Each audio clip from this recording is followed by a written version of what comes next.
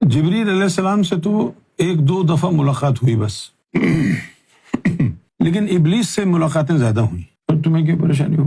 ابلیس سے ملاقاتیں زیادہ ہوئیں، جب اس کو بھی پتا ہے کہ وہ آپ کو گمراہ نہیں کر سکتا، اور آپ کو بھی پتا ہے کہ یہ بیچارہ میرا کچھ نہیں بگاڑ سکتا، وہ آ کے پھر بیٹھ جاتا ہے، پھر اپنے دکھڑا سناتا ہے، وہ آپ اپنا دکھڑا اس کو سناتے ہیں، وہ آپ کے صحبت میں بیٹھنے والوں کی شکایت کرتا ہے، آپ ان کی شکایت اس سے کرتے ہیں کہ یار ان کو نکالو نا یہاں سے، لے کے جاؤ اپنے بھائیوں کو، وہ آپ کے قرب میں جو بیٹھتے ہیں ان کی شکایت کرتا ہے، یار دیکھو ان کو میں نے اتنی کوشش کی گمراہ کرنے کی، میری باتوں میں بھی آ جاتے ہیں، پھر آخر میں کہتے ہیں یار سیدی سے پوچھ لیں ایک دفعہ، ٹھہر جاؤ، وہاں سے کام خراب ہو۔ تو اس نے میرے کان میں ایک بات ڈالی، مجھے کہنے لگا کہ یار یہ بتاؤ قرآن پر تمہارا ایمان زیادہ ہے یا مرشد پر؟ تمہارا ایمان قرآن پہ زیادہ ہے یا مرشد پہ زیادہ ہے؟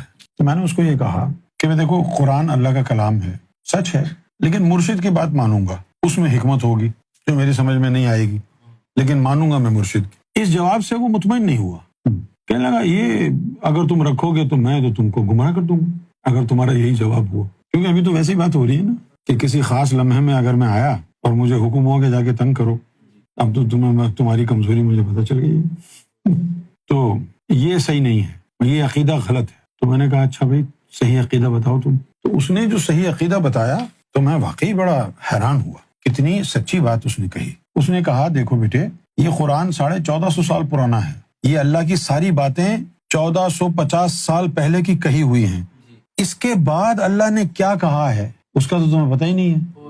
مرشد کی بات اس لیے مانو کہ وہ لیٹسٹ اللہ کی بات تمہیں بتاتا ہے۔ لیٹسٹ کیسی بات ہے، کنجر اچھی بات بھول گیا، اور بات تو صحیح ہے نا، کیونکہ یہ 1450 سال پہلے کی بات ہے۔ اب جیسے اللہ نے قرآن مجید میں مومنوں کی آزمائش کے لیے جو 4-5 شرطیں رکھی ہیں، خوف سے آزمائیں گے، بھوک سے آزمائیں گے، جان اور مال میں نقصان دے کے آزمائیں گے، جانوروں کو مار کے، بکریاں مار دے گا۔ اب ہمارے اگر بکری نہیں ہے تو پھر اس وقت اونٹ پالتے تھے لوگ، بکریاں ہوتی تھیں، کھیتی باڑی کرتے تھے، تو وہ اس وقت ان کا امتحان اس کے ذریعے ہوتا تھا۔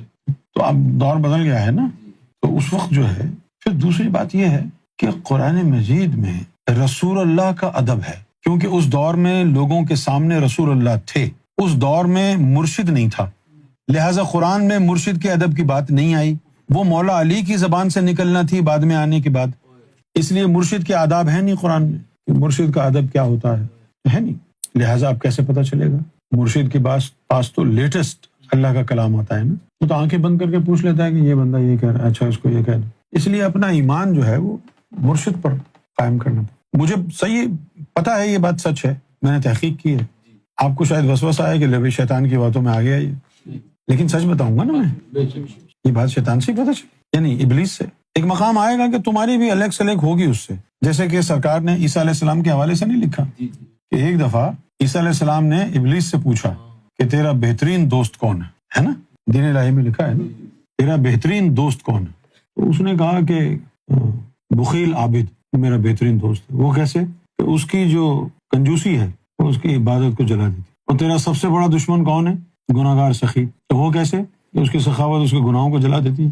وہ عاشق ہے اللہ کا، عشق کے رموز اسے خوب پتہ ہے، اس نے جو باتیں کہی ہیں وہ باتیں سچی بھی ہیں۔ وہ کہتا ہے مجھے پوری دنیا میں بدنام کر دیا اس نے، جو کوئی غلط کام کرے گا میرا شیطان نے بھگایا، جو سالا گمراہ ہوگا میرے اوپر ڈال دے گا کہ شیطان نے گمراہ کیا۔ اب وہ بولتا ہے کہ چلو سب کو میں نے گمراہ کیا، مجھے کس نے کیا؟ سب کو تو میں نے گمراہ کیا ہے، مجھے گمراہ کس نے کیا؟ اب جب بات ان پہ آتی ہے تو پھر وہ ادھر ادھر کی باتیں کرتے ہیں۔